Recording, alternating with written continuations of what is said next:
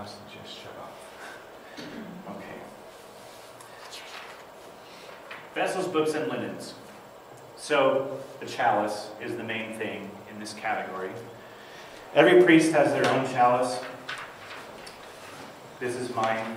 It's blessed by the bishop on the day that you're ordained a priest, or at least that's when the bishop blessed mine. It's very simple. Some priests have very elaborate ones. This one is very simple, but it was given to me by my grandfather, who I'm named after, so it has his name engraved, Kenneth Holmes. It has fish around it for the apostles who are fishermen. Chalice, it is a decorated cup, but it's not a cup, it's a chalice used for specific religious purposes. The paten goes along with the chalice. It's made of gold, or in my case, it's just covered in, plated in brass, and it is used to hold the Eucharist, so that's a paten, not a plate.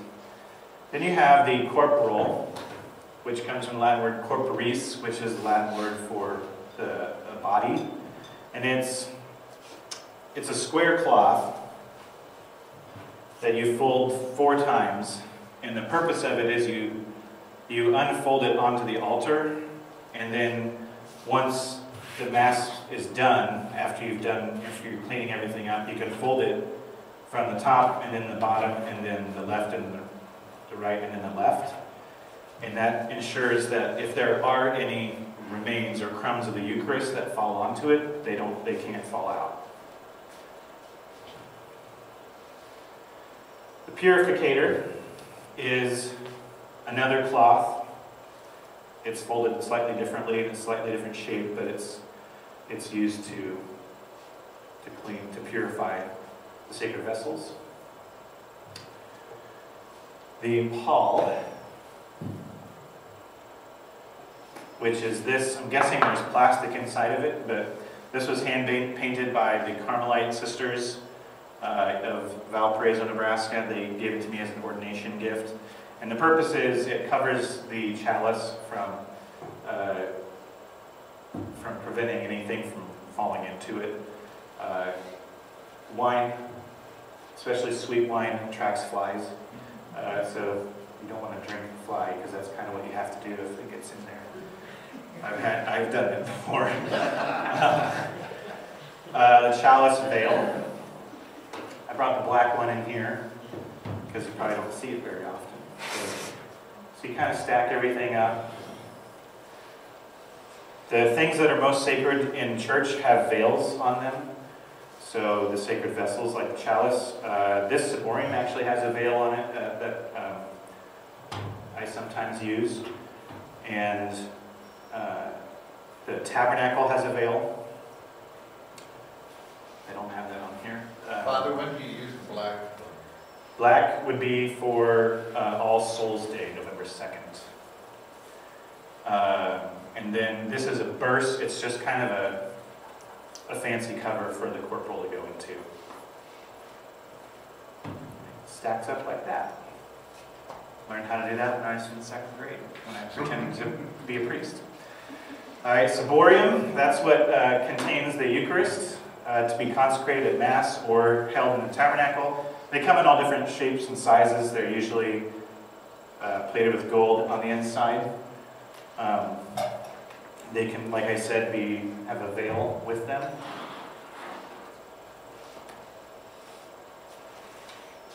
Oops. The reliquary. So relics are remains of or things. So there's 3 classes of relics.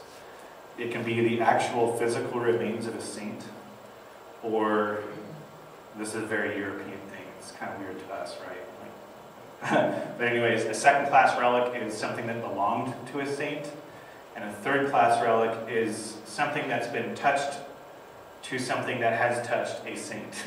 So I have 2 of them here. I keep these in my travel Mass kit. This one is St. Augustine of Hippo, who is a very important saint. And this one is St. Walburga. Don't know who that is. Got 2 of them. They can be set up in a fancier thing like that, and it's called a reliquary. to be put on display. There's churches that have hundreds of relics of different saints. Reliquaries can be large enough to fit like the actual remains of the saint, like their bones inside of them. This one is just a little tiny speck. I don't even know what it is. It might be a pebble that was touched to St. Augustine. This is altar bread. Sometimes it's referred to as the host, but it's typically called altar bread is probably more accurate. This one that looks like a potato chip is the gluten-free one. They don't look like that anymore. They look more like the regular ones. But yeah. The missal. So moving on to the book table. So this isn't a Bible. And it doesn't even contain like the readings from Scripture that are read at Mass. So this book has basically the instructions that the priest does at Mass. And I'm going to talk more about this 2 weeks from now, like how to use it, but all the different parts of Mass. So here's, on the first ribbon is the opening prayer, the offertory prayer, the closing prayer, and then there's other, we'll go through what all the things mean, but all the tabs mean something. You learn pretty quick, you kind of have to, and you memorize half the prayers anyways. But so that's the book for the priest, and that's why the little books that you have are the missalettes, because it contains the parts that you say, and they're a very more condensed version. This one book contains all the possible prayers for the entire church year, so that's why it's a little heftier than the missalette. Missal stands pretty self-explanatory. Altar cross is a cross that is on the altar, obviously, but it's facing the priest so that the priest can see the crucifix as he's offering the Mass, since the Mass is the representation of Jesus dying for us on the cross. And plus, the people usually have a huge cross that they get to look at too, so it's good for the priest to have one. The lectionary. The lectionary is where the readings for the Mass comes from. So, like I said last week when I was talking about the liturgy, there are specific readings for every day, and you kind of follow the rules to know which ones to go to. There are 4 volumes of the lectionary, so there's 2 for weekdays, 1 for Sundays, and 1 for special occasions. That would be like weddings and confirmation, things like that. The Book of the Gospels is exactly how it sounds. It is a separate book that can be used. We have a Book of the Gospels at both St. John and St. Germanus, but I don't really ever use it because it's like it's an added thing for bigger celebrations because the Gospel is holds such an important role in Mass. We'll talk about that next week. But it only has the Gospel for each day, and it's in gigantic print, which is kind of nice. But oh, that's the Passion for Good Friday. It's a lot of pages.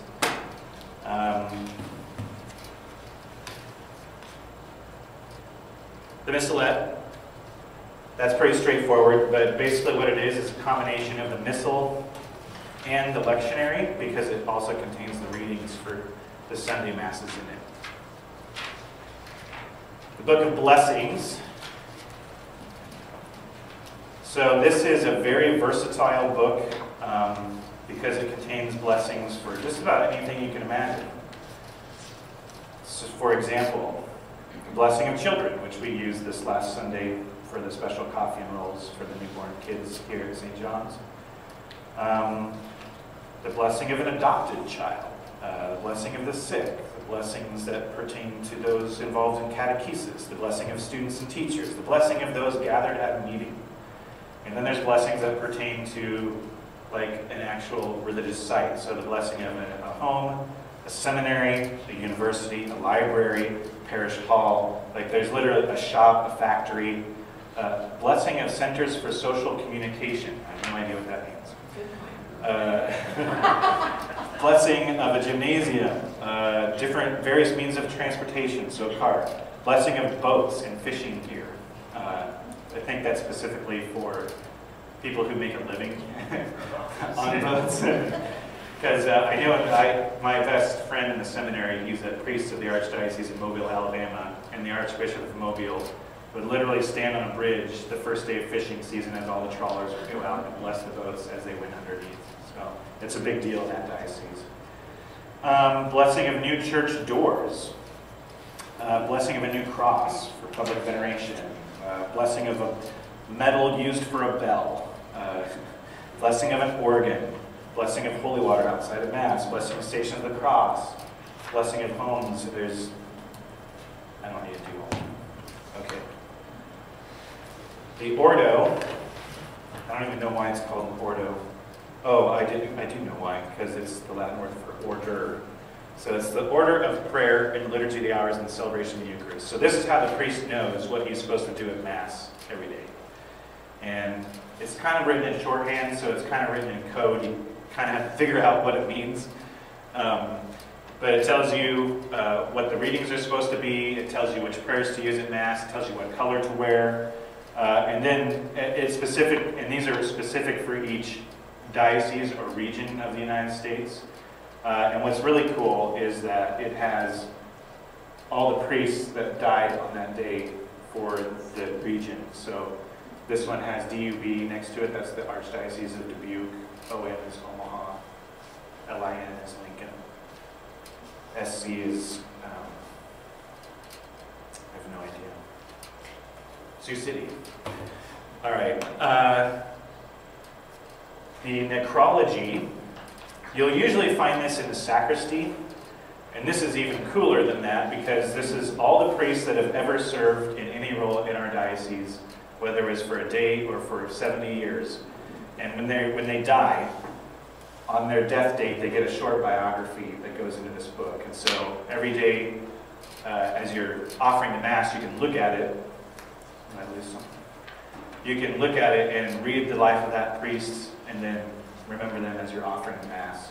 So like April 10th, which is coming up, the day before my birthday, is Father Gergens, and it has a whole short biography on Father Gergen. And it's literally hundreds of priests, going all the way back to the 1850s.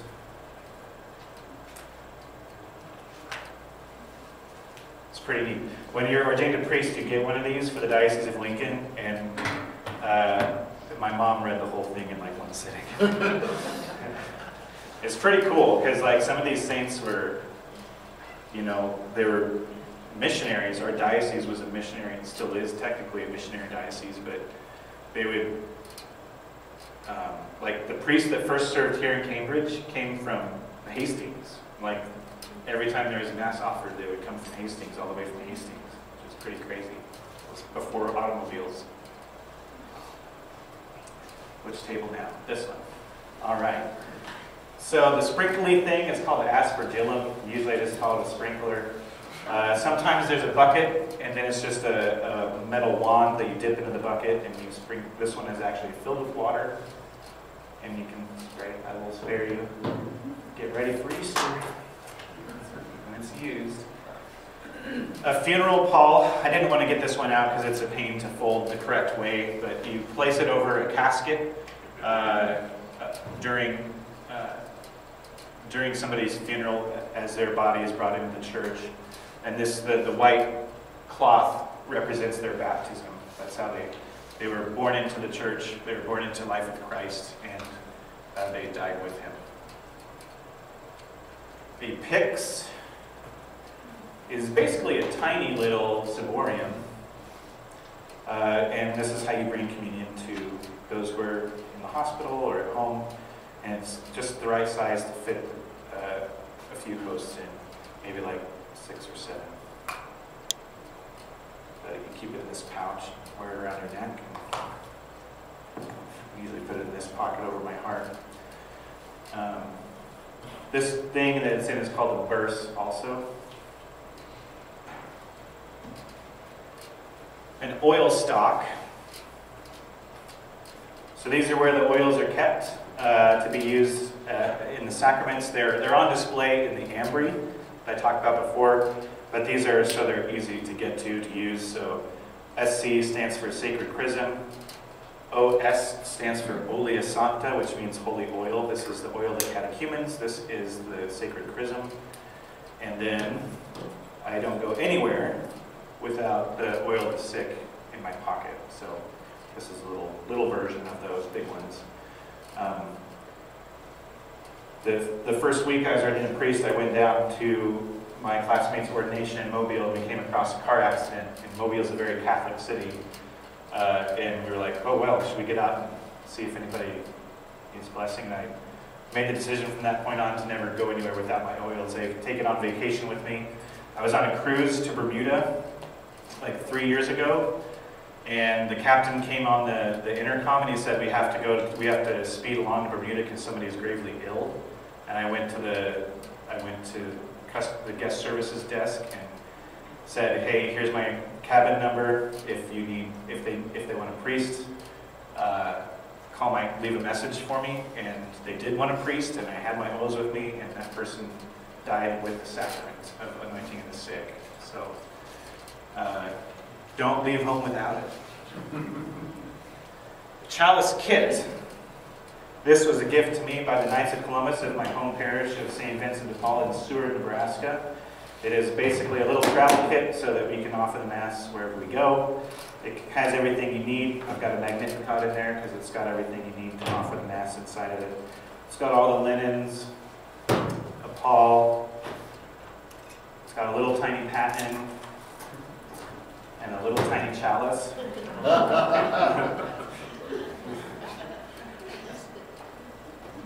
Yeah, I've got some wine in there, thing to hold the Eucharist, and then my candles. I had my nieces and nephews blow these out on vacation.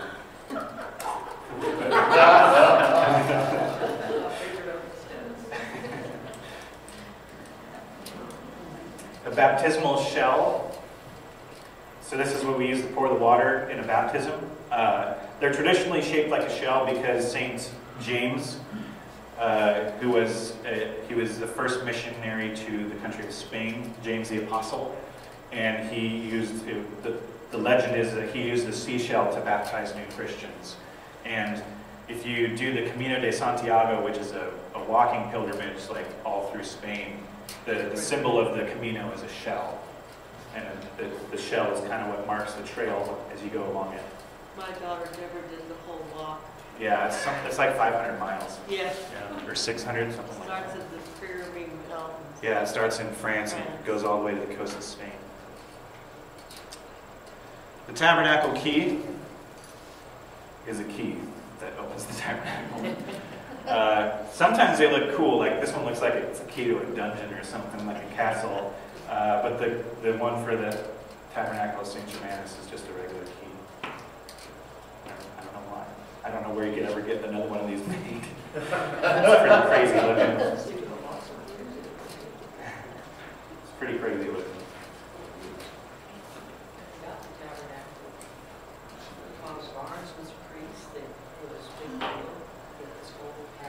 Yeah.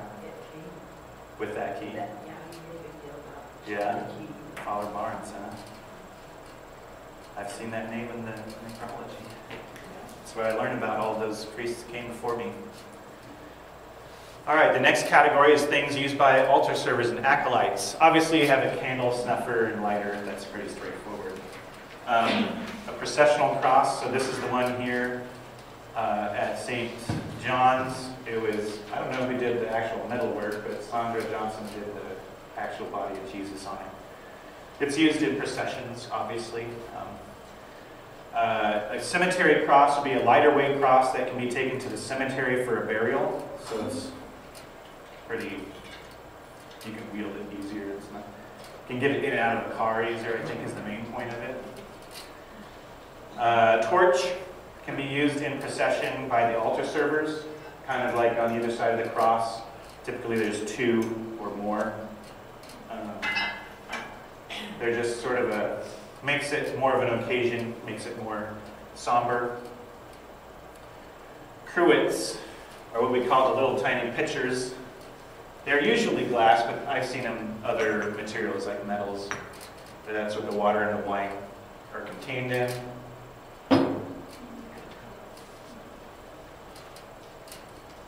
This is a lavabo bowl. Lavabo is the Latin word for wash. So the priest washes his hands before he offers the Eucharist. The servers help him out. Or you just do it yourself at daily Mass. The consecration bells are used, it goes back to the time in the church before there were microphones. So you literally couldn't hear the words the priest was saying during the Mass. In fact, the priest was instructed not to say them loudly. So in order for the people to know what part of the Mass was happening, at certain parts the bells would be rung. So we have, there's old ones, but actually just today, somebody donated these new ones. So nice and shiny, but those are really loud, but it's missing one. I don't know what happened to that. But, so the consecration bells are rung at the elevation of the body of Jesus and the blood of Jesus. And in the Old Mass, it would be also when the priest received communion and during the epiclesis, which is the part where the priest calls down the Holy Spirit upon the bread and the wine.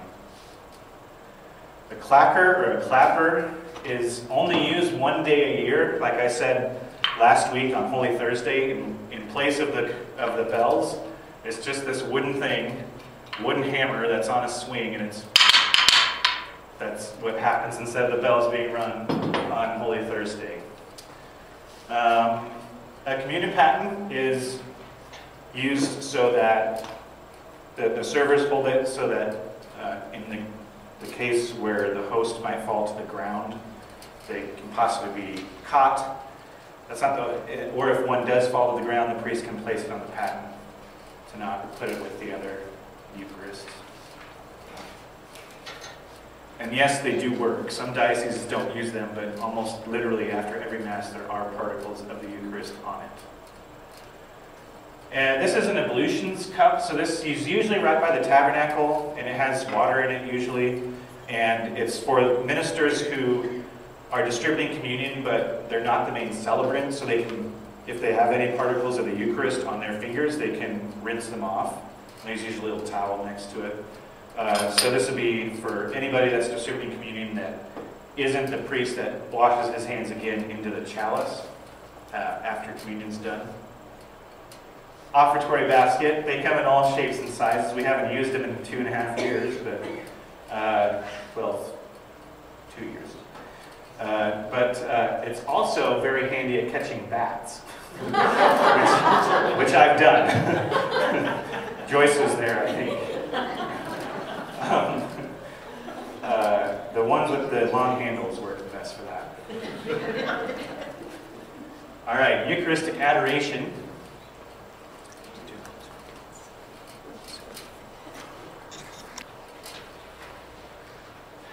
Eucharistic Adoration, so the main thing we're talking about with Eucharistic Adoration is the monstrance.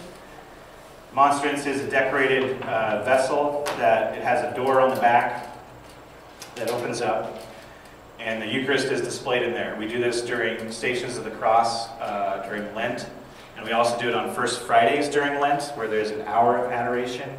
This church has 2 different ones. This one we can't use anymore because the nuns who made our altar bread went out of business, so the ones that we have now don't fit it, but maybe I'll figure something out. But anyway, so that's the monstrance. It comes from the Latin word monstrare, which is the verb to show or to display, so it's for obvious reasons, because it displays the Eucharist on the altar.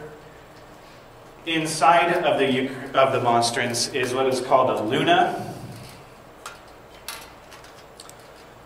So it's just a glass thing that opens up like that, and you put the host in there and you close it. So that's how it's on a little track that slides into the monstrance here. And the reason it's called a luna is because another version is this moon-shaped one, so lunar-shaped one, where it's literally just a clip that's in the shape of a moon that holds on to the actual host. It's like a spring-loaded clip. The thurible is a censer used to burn incense, and the reason we burn incense at different liturgies is because the smoke of the incense represents our prayers rising up to God. And this was certainly something that predates Christianity. It was used by the Jews all the time, but it's essentially a miniature hibachi grill. You put a coal in there, you light the coal on fire, and it burns the incense. So it's dirty, like a grill on the inside. And the incense is actually tree sap, so it really coats the inside of this thing. Gets it all sticky. I don't know if you've ever seen the inside of one of these. I know Wayne has. So yeah, it's just a little grill in there. I mean, it doesn't actually have a grill. So the incense, like I said, is made out of tree sap. They can come in the form of grains or powders. Ours is a powder, so it's actually red powder. And they come from some sort of tree that happens in some part of the world, probably the eastern part of the church.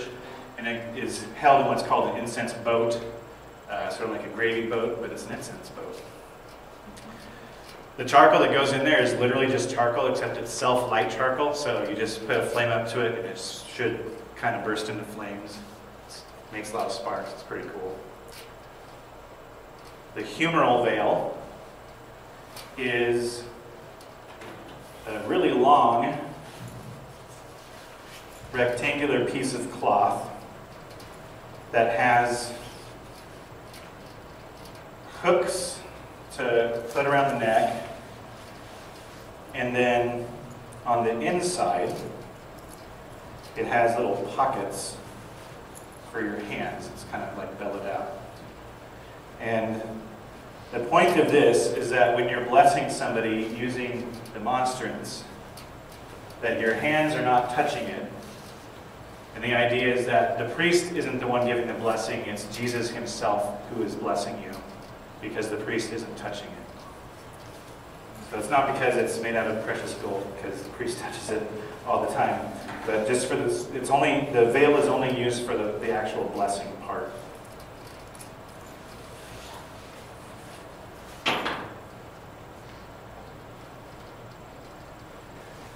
Sometimes, like on Corpus Christi Sunday, which is the Sunday after Pentecost, Sunday after Holy Trinity Sunday, which is the Sunday after Pentecost Sunday, the processional canopy can be held over the monstrance as it's being taken through the streets. We did a lap around our block here last year for Corpus Christi Sunday, and it's just to give more honor, maybe even protect it from the elements if needed. Vestments. These are called clerics. Black represents death, because when we are ordained priests, we die to ourselves and live for the church, for others. The white collar is called a Roman collar, and it symbolizes our vow of chastity that we make on our ordination. So that's what the white symbolizes. There's different versions, like the one on the left there. It's actually a separate thing that buttons in the back. It's a lot more uncomfortable than this one. This one is just a plastic tab that slides into your collar. The cassock is a full-length black garment. So you may have seen priests wear this. This is the more traditional dress of a priest. It used to be what everybody wore, but they're uniquely tailored to you, so they fit you in a certain way, just like a suit. And in fact, traditionally there are 33 buttons that go down representing the 33 years of the life of Christ. Mine probably has like 20 or something like that. 33 is a lot. Even when you're 6 feet tall, it's a lot. So this is actually, so it buttons all the way to the top. And this is what became the suit coat that men wear with their suits, because if you look, the Roman collar, if you fold it out, it's the shape of a lapel. That's where they come from. It's just the Roman collar inside out. So take your suit coat and try it. It's the shape of a Roman collar. Over the top of a cassock for specific liturgies is, oh wait, we haven't gotten there yet. So fascia, if you've seen a priest or a bishop wear like a sash around their waist while they're wearing a cassock, that's called a fascia. No idea why. You may have seen priests in the past, or some priests still do today, wear what's called a biretta. It's a four-cornered hat. It kind of symbolizes your rank depending on what color it is. The surplice is the white outer garment that's worn with the cassock. It's not just for priests, obviously. Altar boys traditionally have worn this. I got this from a dead priest in Philadelphia. There's a room at the seminary where when a priest dies, they like donate all their stuff to the seminary because seminarians are poor. Like we literally are not allowed to work. So we call it the dead priest closet.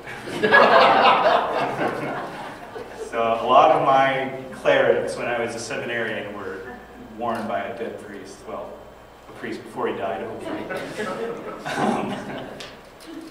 The next one is an amice. So this is me getting dressed up as if I was going full out, like to the nines, dressing for mass. So this would be an amice. It is, I'm not going to put it all on, but it's a cloth that goes around the neck.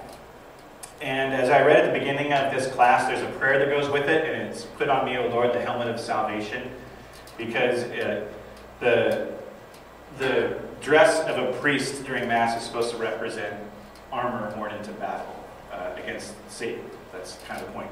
So when you're saying the prayer, the traditional way is to actually start with it on your head and pull it down as if it were a hood.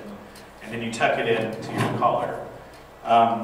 Now it's just very useful as a sweat rag so that you don't wreck all of your other vestments. You can take this and clean it a lot easier than all of the other huge vestments that you have to wear. An alb, a couple versions. This one is an all-in-one. You don't have to wear an amice with it. And it's got the rope built in. This one doesn't have a collar, so you have to wear an amice with this one. This one fits me perfectly, even though it wasn't tailored for me.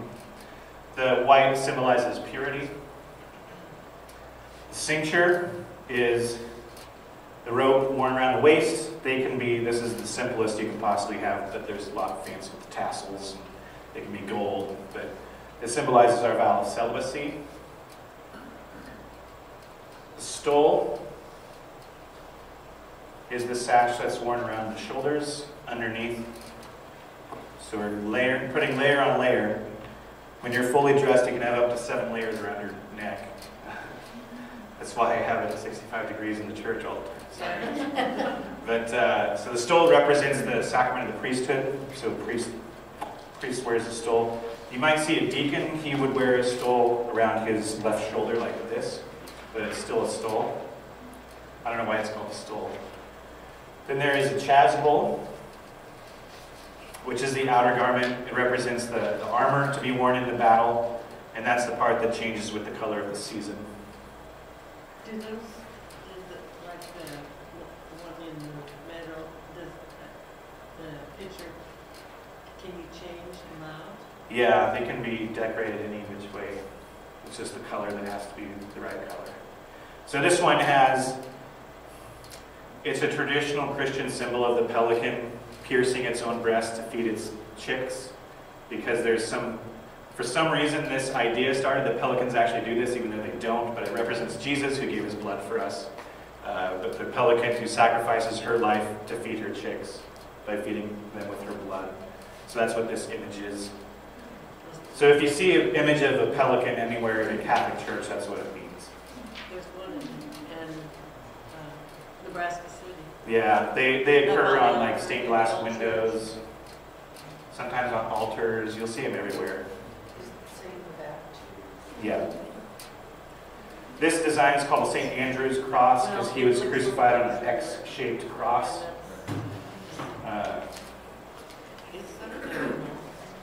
So there's a couple styles of different vestments. This one would be called a Gothic vestment. It's the one that it's the full length. They're not sleeves because they're open on the bottom, but it's a full length vestment. There can also be a Roman vestment, which doesn't have anything over the arms. It's armless because it was used in warmer climates like Rome. That's why it's called a Roman vestment. Rome gets awful hot during the summer. The cope, which can come in a variety of colors. is basically a cape. And you wear it like for Stations of the Cross, or you can wear it at a baptism or a wedding if it's outside of Mass. Yep, this one was donated in honor of Diane's dad. The crozier is the staff held by the bishop. It represents the fact that he's the shepherd of the diocese, so he holds the staff. The papal crozier is actually a cross. John Paul II made it pretty famous, his specific design that he had. There's the hat. So that's what's on the papal flag. So this is called a triple tiara. And this is back in the day when after the Roman Empire fell. Maybe we should have a class sometime about church history. That'd be interesting. But after the Roman Empire fell, the church was the only structure in place. And so the church became not only spiritual authority, but also a governmental authority. And so the Pope, throughout the Middle Ages and up until the 1960s, could wear, if he so chose, this triple tiara that represented that he was the governor of the world, that he was the vicar of Christ, and the father of kings. So that's why there's 3 stacks to it. So it's 3 crowns built into one. It's pretty ridiculous looking. But that's Pope Pius XII. Is it metal? Yeah, typically. Yeah, they're made out of metal. You might see a bishop wearing a little beanie. It's called a zacchetto. I don't know what that means, but it corresponds to your rank. Priests can wear them if they want, but I haven't seen a priest wear them recently. When the bishop is officiating in a liturgy, there are altar servers that are assigned to him to hold his staff and his hat. And this is called a vimpa. That's what the veil is called that the servers hold. It's pretty much like a smaller version of a humeral veil. Oh, the reason it's called a humeral veil is because it covers your humerus bones. Pectoral cross is worn by a bishop. That's just a symbol of the bishop. So you'll always see Bishop Conley wearing a cross around his neck. The cathedra is the seat of the bishop. That's where a cathedral gets its name. It's named after the chair, which is called the cathedra. When a bishop comes to do confirmation or something, he'll bring his own little portable stool to sit on. It's called a fall stool. There's different parts. We'll see if we ever get to talk about the priesthood. We'll see in the ordination of a priest, he sits on a fall stool in front of the altar during the actual ordination rites. And the last thing we'll talk about are different Eucharistic, or different symbols that you might see in a church. The first one is this, IHS. So IHS is just the first 3 letters of the name Jesus in Greek. Iota, Eta, Sigma. So in Greek, the H makes it A sound, Jesus. You might see it JHS, just to kind of clue you in. There is no J in the Greek alphabet, so that's like an Americanization. The letter J is very rarely used or pronounced even in most languages. So it's either IHS or JHS. They mean the same thing. It's the first 3 letters of the name Jesus in Greek. You might see this symbol, the Chi Rho. So, for example, on the tabernacle key, it has a Chi Rho on it. So Chi Rho is the first 2 letters of the word Christ. So Chi makes a CH sound. It's the shape of an X in Greek. So this is the Greek alphabet. And then Rho makes an R sound. It looks like an English P. You may have seen a fish. You say, why in the world does that represent Jesus? Is it because he had fishermen, or he told his apostles to be fishers of men? And that's not the case. Actually, the Greek word for fish is ichthus. And ichthus, being the Greek word for fish, they turned it into an acronym. So like NASA would be the National Aeronautics and Space Administration. But ichthus in Greek represents the sentence, Jesus Christ, God's Son, is Savior, which is Jesus Christus Theos, Huios Soter. So that's what that means. It was one of the earliest Christian symbols. I believe it might even predate the cross used as a Christian symbol. JMJ stands for Jesus, Mary, and Joseph, usually a little cross with it. AMDG, you might see this. If you have a medal of St. Benedict, it certainly has this on there. It's Latin for Ad Majorem Dei Gloriam, which is for the greater glory of God.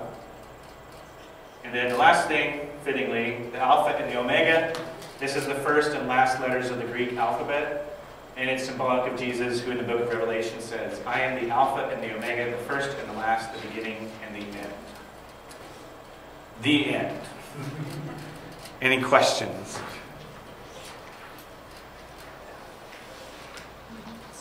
Yes. I've got one on the missal. Do you have to buy a new missal each year? You said that it had specific readings for the year. Every year possible. You have to buy them every year? No. What about when they do have changes? Then we'll get in an addendum.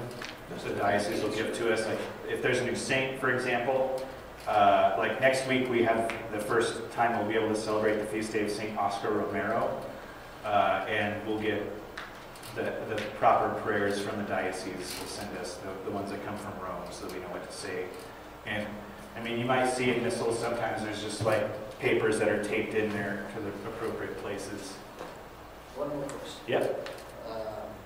There's some of the priests who are called fathers, some of them are called monsignors. What's the difference? Monsignors have been recognized by the Pope for their service to the church.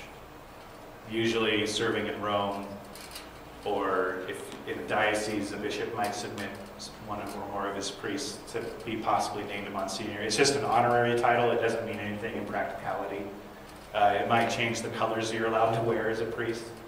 But if we get to the priesthood, which I think we're on pace now, this is the longest one, and the next lessons are shorter. So if we get to the priesthood, we'll talk about that again. All right. Next week, we actually start talking about the Mass. Thank you, Father.